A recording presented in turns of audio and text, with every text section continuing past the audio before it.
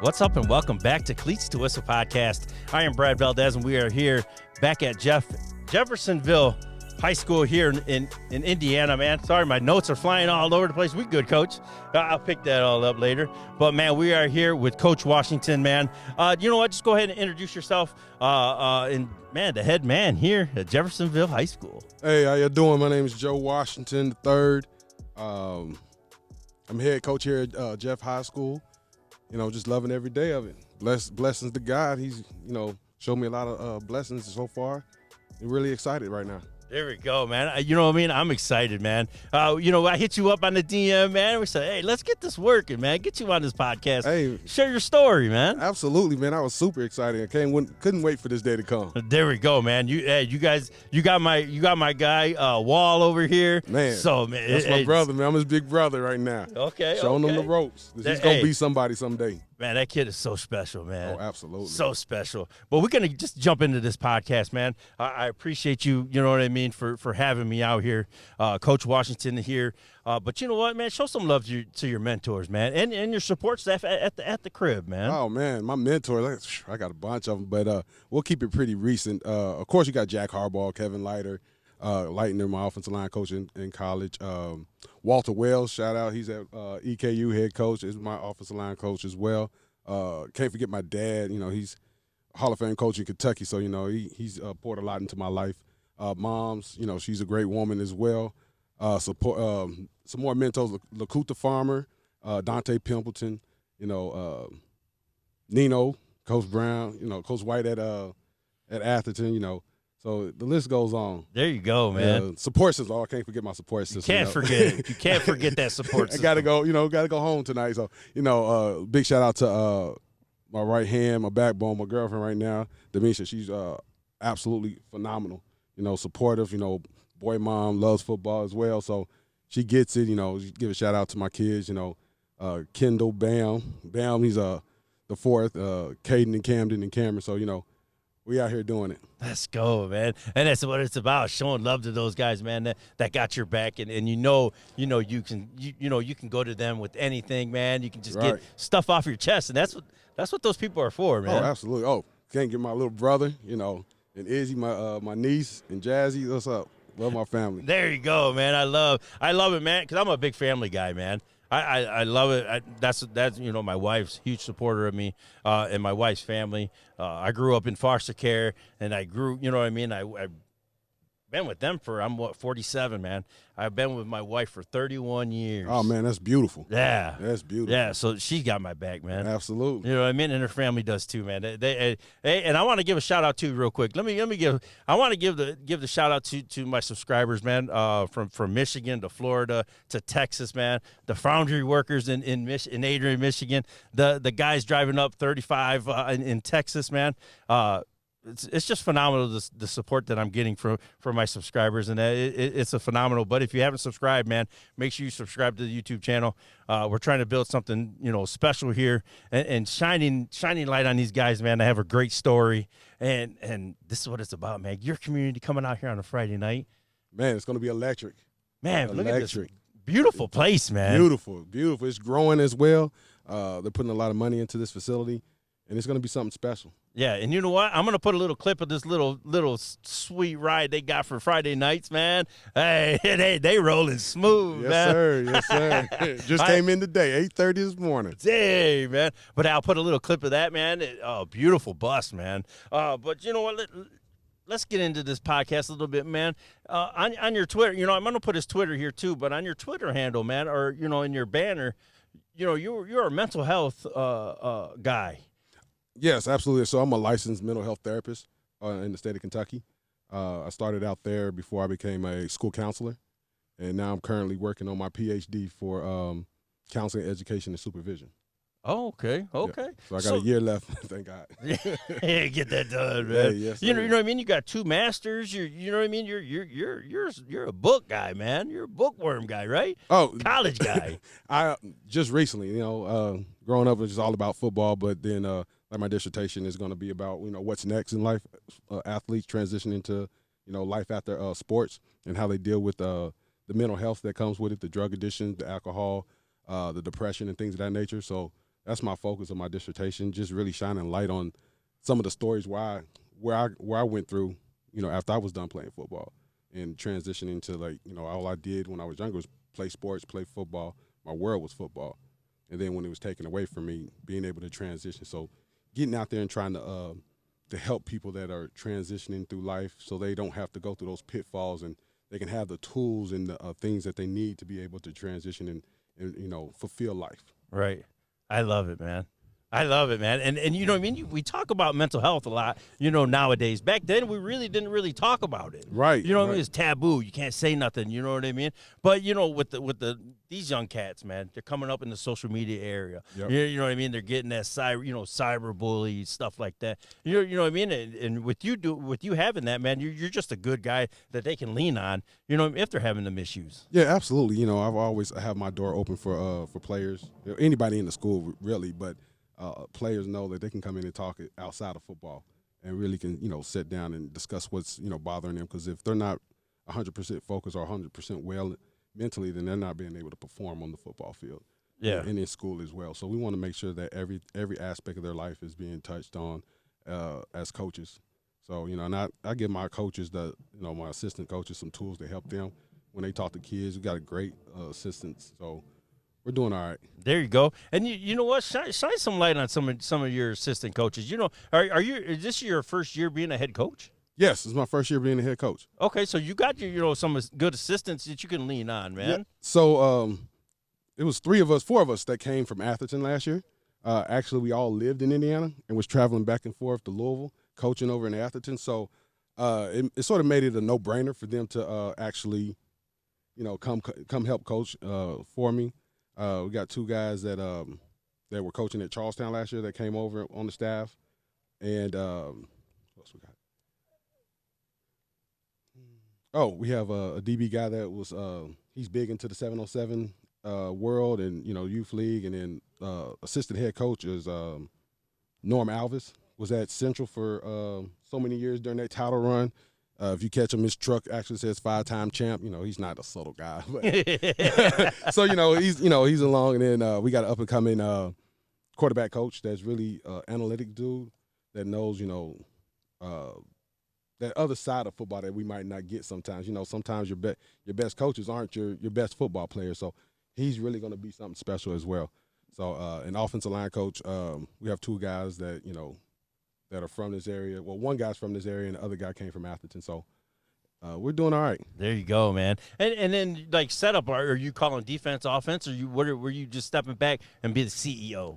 Oh, CEO. There we go. CEO. The last 2 years under Coach White, the first year he was the play caller.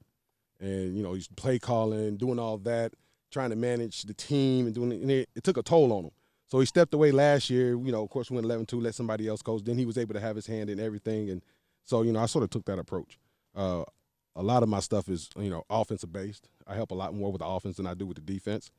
But I'll jump over on the defensive side sometimes and say something and then jump back when I need to. There you go. Yep. There you go. So, man, so shout out to his staff, man. I know I'm really good friends with Kassan. Well, Kassan Wall, great young coach, man. If you guys haven't went and seen his episode, phenomenal young coach, Absolutely. man, up and coming young man.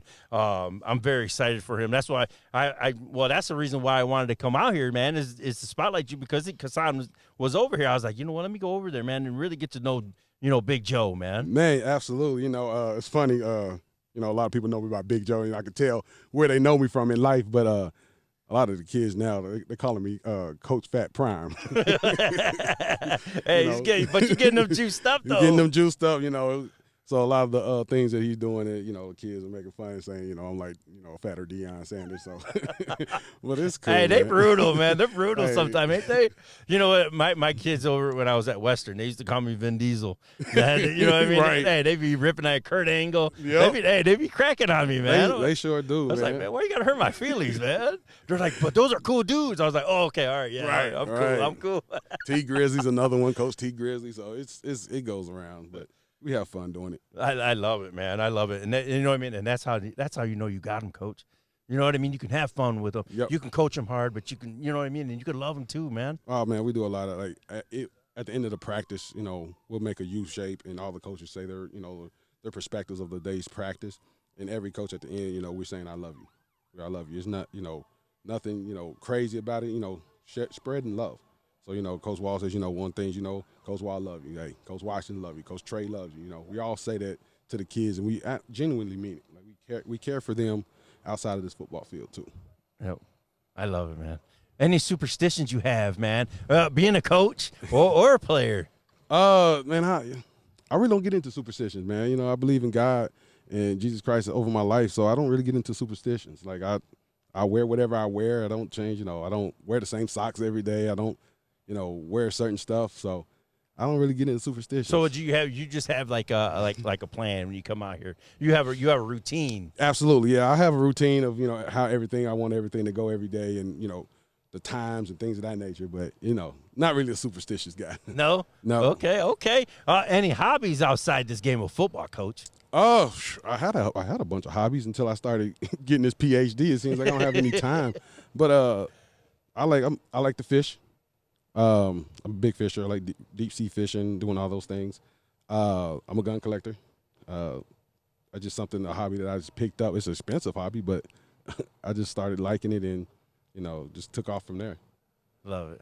I love, what I mean? I always said, mine is just gaming. I game all year long. Right. But during the season, I lost a couple friends on, on my PlayStation friends because they're like, dude, you never come on. I was like, dude, I'm in season, man. I can't during season. I can't be on the game as much as I am off season. I got the huddle hours. I got to log on there. You know what I mean? Coach would be looking at my huddle hours, say, hey, man, you ain't on this huddle, man. Hey, what are you doing here? I'm gaming, though. That's what I told the assistants, man. I was like, look, that 25 comes out. Oh. I don't want to see a decline in coaching, I just did myself a favor. I didn't buy it yet. I'm going to wait till after the season so I can. Don't get it. I can see everybody online. I can see the kids. Like, we had a 707 yesterday, and on the way back home, they was like, hey, what time we getting on the game? They're just like, organizing a whole fantasy league. I was like, yeah, I'm gonna stay away from that game for now. Stay away, man. Like I said, I got it. We had family in town, so I couldn't play it. But I was on it Friday night, Saturday night, and I got 15 hours total on that thing. I'm like, oh, this is bad. This is bad, man. I got to get off of it. The number you wore, man, did that have a meaning? 77. Yeah. Just 7, it's God's number, 7 is, it's what he made the earth in 7 days. So, actually, it was my sophomore year, that's when I started varsity. The O-line coach was like, what number you want? You want 65 or 77? And I looked at 65. I was like, that's no swag. Let me get 77. 7 days. God made the earth in 7 days. So, there you go, man. Did you go to college to play ball, right? Yes, I did. I had a full scholarship to Western Kentucky University. Played for Jack Harbaugh. Coach Elson for my senior year started on the national championship team for Western Kentucky. So, started line on there. That was probably one of my greatest achievements and accomplishments. So, had fun doing that. Love it, man. Them Harbaughs, man. I'm a Buckeye, man, and I was loving when Jim wasn't winning. Right. Hey, but he got that 3 in a row on us, man. I'm starting to. Hey, I was like, my cousin's killing me on Twitter right now. Right. He's probably already sent me 7 messages, man, because he's like, Ryan Day sucks. Hey, man, he's murdering me right now. Hey, man, look. But Harbaugh brought a tough mentality. It was practices were harder than the games, and that's what, I'm trying to preach now to these kids. Practice needs to be way harder than the game. If we practice hard, the games will be easy. There you go. And that was my next question. Is what did you pull, from some of your mentors, you know what I mean? And that's probably one of them. Oh, yeah. Is hey, let's make practice hard. Games will be games will be fun. Just competing, instilling that competitive spirit into the players. Some people on the outside might look in and say, oh, he's too tough on them. But the kids are responding to it. Yeah. They're loving it. The 707 over in Louisville, the minority coaches won. Yes, the energy was there, and people were just like, "Oh, what's going on over there? Why we love y'all's energy. We love how they're playing for each other. So it's working." Yeah, and that game too, when you guys were playing Atherton, we were there for about 5 minutes, but then we had to go and do an interview real quick, and then we came back and we're like, oh, it's over already, man. Oh, man. But yeah, we watched the first 5 minutes, and it was just like, it was juicy, man. Everybody's fired up, and plus, you know what I mean. You got Nino over there, Hey, he's over there talking. That's my guy. He's we was going to we were doing the coin toss to see who got the football first, and he's like, I'll let them have the ball first. I said, oh, that's what we doing, Nee? Okay, that's what we doing. So it was great. Coaches are competitive. The kids, both sides of the kids, we know those kids over there. Yep. So, they, when we first got there, they was hugging us and like, hey, coach, we miss y'all. Things of that nature. But it's just compete. It's just compete. I love it, man. Yeah. I love it, man. You guys are building something cool around here. You know what I mean? And that's why I want to come spotlight you guys. Get this community. Get to know who you are. But you've said you've been in the community for a little bit. Yeah, I've been here. I've been in Jeff for probably 18 years. Just moved over here with my late wife and just living and coaching, staying to myself. I'm really a really quiet person on the outside of football. So, I was just coaching because those were my buddies over there in Louisville, and, they knew me, so I always had a job over there. Yeah. And then once I started working in middle school over here, I started to meet more people and talk to more people, so it was cool. Yeah, that's awesome, man. That's awesome. With you being a mental health counselor and all that, you're really big into mental health. How do you deal with the stress of this coaching game, or even when you were a player? How'd you handle the stress? Oh man, as a player, well, I don't really count college because college is wild. If you've ever been there, so the stress of that is gone right after the game. But just as a coach, just being able to and just being a therapist, being a school counselor, and taking on people's problems and trying to help them find a better way for them to handle their situations. I have to remember my self-care. I have a sauna in my house. Portable sauna, one of those little things I got off Amazon, great find. Do things of that nature. And, like going on walks, do a lot of things with my girlfriend. She helps me debrief a lot of things and, gives me that extra, push like, hey, you got this. So, yeah. Support system, man. Support, that's all it is. That's what it is, man. Have that person to talk to every night. Just get that off your chest, man. Yeah. I love it, man. So shout out to the girlfriend, man. Absolutely. You got to show that love, man. Yep. And that's awesome. Like you said, my wife hears it all the time, man, especially during football season. Just you get frustrated, you know what I mean? You do. And you got to talk, man. You do. I think coaches, girlfriends, coaches' wives go unmentioned a lot because they play a big part in the success of the coach. Huge. So, they're under a lot of stress too as well. So yeah. That's why my wife would be like, you know what? Just give me a minute. Just give me a minute on Friday night, and just you stay here, blow it off. You know what I mean? And, right. and let's just not even talk, man. You get out of your little funk, and then you come back to me, and then then we're good. Absolutely, So she's got to protect her mental too. Absolutely, yep.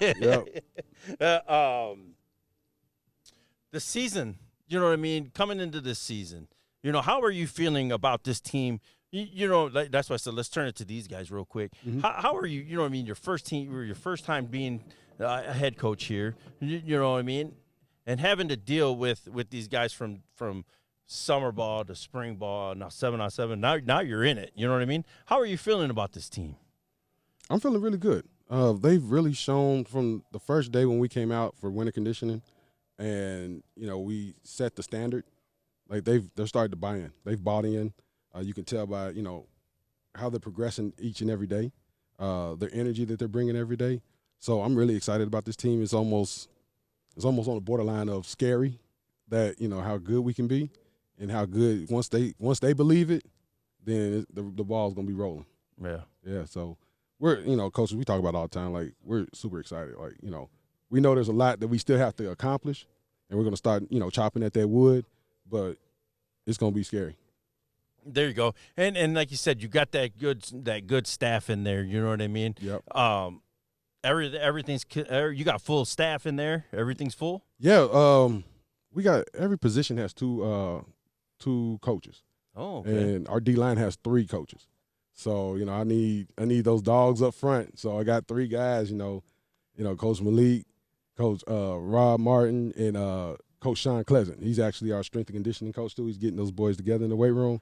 But that's an added place to where we needed those guys to put the pressure on offenses and control that line of scrimmage. There you go, man. This season, what's one goal that you want to see this team achieve? I don't know. I'm not going to say I know their history. I don't know what their record was last year. I know, they're fired up. Yeah. What I mean? They're really fired up. They got some, they got some checklists they want to check, Mm-hmm. them boxes. How do you How do you feel about the goals that you're going to try to achieve here? I feel pretty good. I feel the vision that I have, and coaches know the vision that I want to have for this place, and where we want to be. It's not people when I first got the job, they were like, "Oh, it's going to take 3-4 years for you to get it to where you want it to be." Nah, we're all in this year. So, so what's like one goal that you would like to see this team achieve? Oh, 9 games. I like to see 7 wins, at least 7 wins. I know the kids are probably lowball the kids. They're probably 15-0, 14-0. But I like to live in a realistic world. Like 7 wins. 7 wins is a good starting point. People in the community were like, hey, if you win 2 games, we'll be happy. I don't roll that way, I want to win them all. So, 7 games, playing, winning the Hoosier Hill Conference. That's a must. That's the first step. And then working towards regional champs, sectional champs, things of that nature. So. Yeah, so it's kind of different here than Kentucky. Yes, absolutely. You know what I mean? Now, is your league bigger in Indiana? Yes, yeah. I think it was 5 teams. 4, no, see, it's like every game besides the first game and the Fern Creek game are all like district, like we would say in Louisville, district games. So it's 7 games. Yeah. So 7 games are district games, and in Louisville you got 3 games most. So it's a little different. There's not a lot of wiggle room to schedule any outside talent. I got a lot of former college football players that are head coaches now. I would love to play them. Like, one guy we was talking when I first got the job, hey, let's go, let's play in the Western Kentucky Bowl game, first at the beginning of the season. Yeah. But not a lot of wiggle room in our schedule to make that happen. So. Yeah, and what is your number one rival? Is it that New Albany game? I'm going to tell you a great story. I actually went to the Jeff New Albany game in New Albany, and it was during COVID. Mm-hmm. They wouldn't let nobody else in. It was like tickets were sold out. So I was standing right behind that little scoreboard and had them little trees right there. So I'm trying to look through the little fence, man. If I can find the picture, because I put it on Twitter, man, where I was just sitting there watching this game. But, man, that O-line for Jeff was so phenomenal. Mm-hmm. They were just so big. They were bullying them, but they just couldn't get a stop. Right. You know what I mean? On right. defense, they couldn't get a stop. New Albany just kept scoring on them. You know what I mean? But Jeff was running the hell out of the ball on them. Oh, man. That's beautiful. So yeah, it was a good, you know what I mean?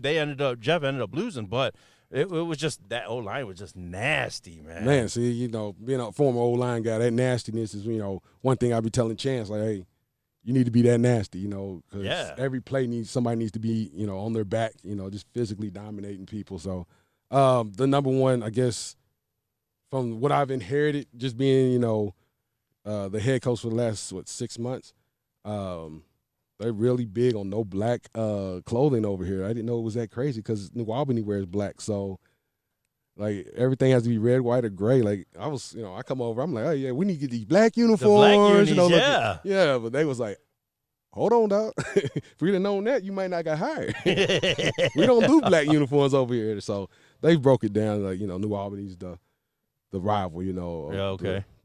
I heard a story the other day. Somebody was talking about how big the rival is. The guy was coming from Louisville, coming up that New Albany bridge, was about to run out of gas, and he wouldn't stop in New Albany to get gas because he's a Jeff guy. So that's the type of rivalry. Let's go, man. So that's a game I have circled on. Definitely as a first year head coach that I want to win that game. Just so the community can have something to be happy about and things of that nature. And then, of course, it seems like Floyd is at the top of the mountain. So from what I've heard, they're at the top of the mountain. They've won a lot the last 5 years. So you know, that's another game that you want to get on top, you know, and beat them around here. Yeah, that's, and I went and watched. I came here to Jeff. I went to New Albany. I went to Floyd. I went all over, man, because you guys start the season before Kentucky starts. Yeah, so I think we start like a week before. Yeah, a week before we start on the 23rd. So yeah. So okay. You know, that's a plus. Well, it'd been great if we were playing home the first game because, you know, I got all my buddies can come out for the first game. You know, before I knew the schedule, you know, guys was like, oh, you know, y'all play first. We're going to be there. You know, the Atherton team was like, Coach, we all coming. We're going to stand on the sideline. I was like, yo, that's dope. But we're away first game, so, you know, that's. Yeah. And you know what? You said that tomorrow is the first day of school here. No, okay, good. Next Thursday is the first day of school. Oh, okay. Yeah. I was, you know what I mean? You got a great story, man, from when you were young. You know, during like summertime, did you do anything, man? Did you have a great story time to where you could say like, this is what I used to do when I was younger, man? Oh man, well, my dad was a high school football coach, so my summers were at football practice. Like, you know, and my dad, he was the National Teacher of the Year. He got nominated as National Teacher of the Year. So every year, each state would hold a conference. So for when I was growing up, we used to go on vacations. It's called the Instoy, and we would go to different states, and you know they would showcase their states.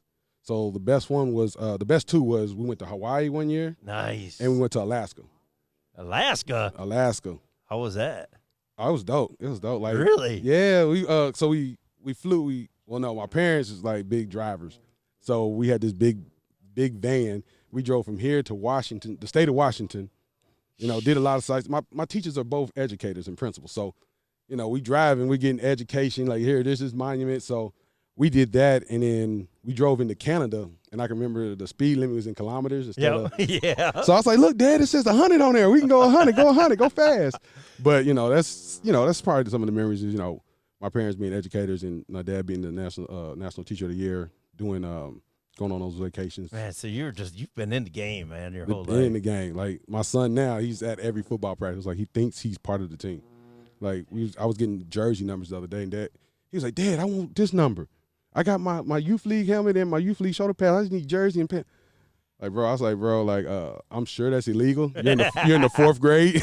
You can't dress for Friday night. But, I mean, if nobody says anything, if it don't say anything in the rule book, and I might slide him in there on the sideline. There just so you go. he can, Let's go, man. Creating those memories, man. Creating them, man. That's awesome, man. Hey, this has been a fun podcast. I know we've bounced all over the place, man.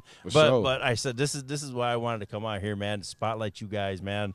Like I was telling the boys, I was down this morning, man. I was down.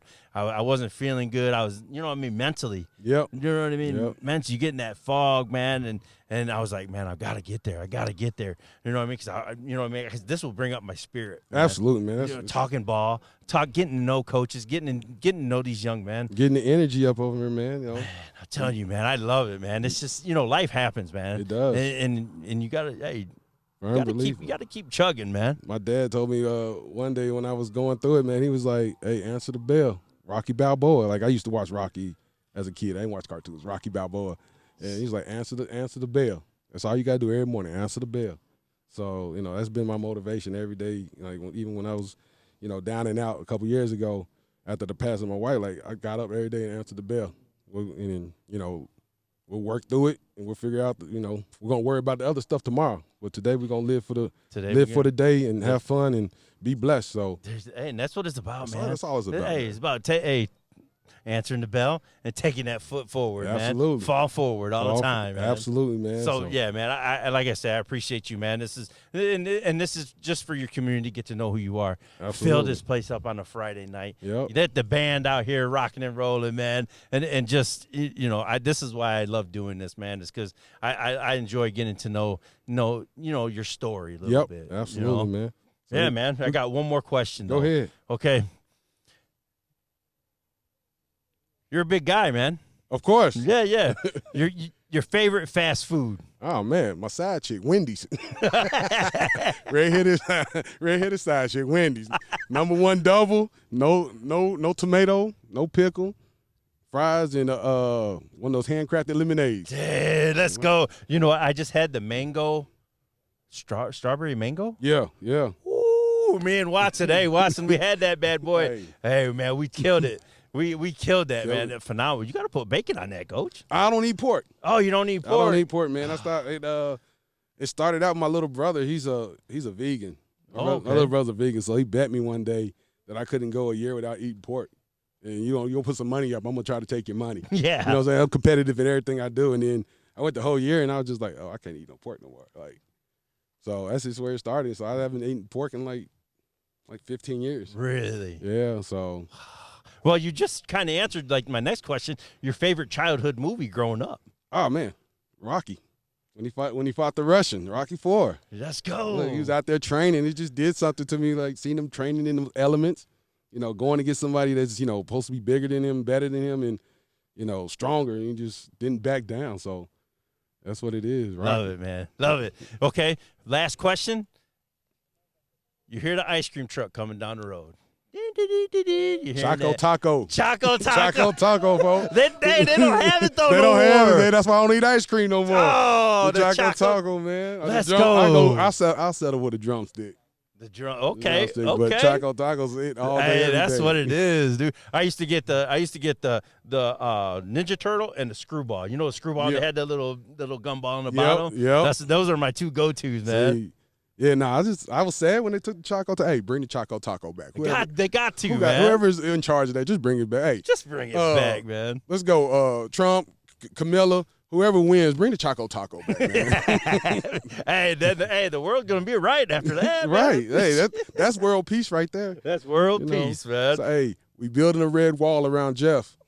Come home. That's all I'm saying. There we go. Y'all players, come home. There we go. And that was my final. Hey, that was my final. I was going to give you the floor if you have anything to say. You got any fundraisers going on, man? If you ever need anything from me, Coach Watson, this is what we're here. We're here to build a community awareness for your program. Absolutely. So if you ever need anything from us, don't ever feel like you can't hit us up. Hit us up, DM, text us, do whatever you got to do. But this is where I'll give you the floor. And if you want to say anything. Oh yeah, we tonight we're having Drake's. If you show up with a flyer, Drake's is giving 10% to the football program.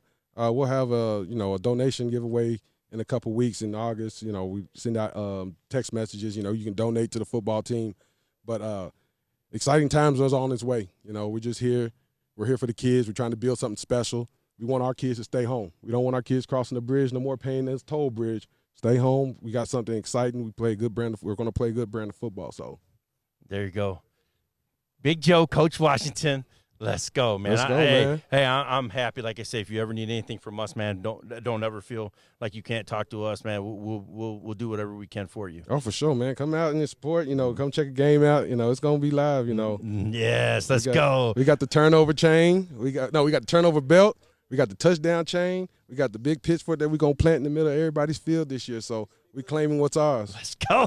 That's juice. Yeah. That's juice. Like I always say, everyone has a story. Forks up. We're here for them to tell it. Cleats to Whistle Podcast.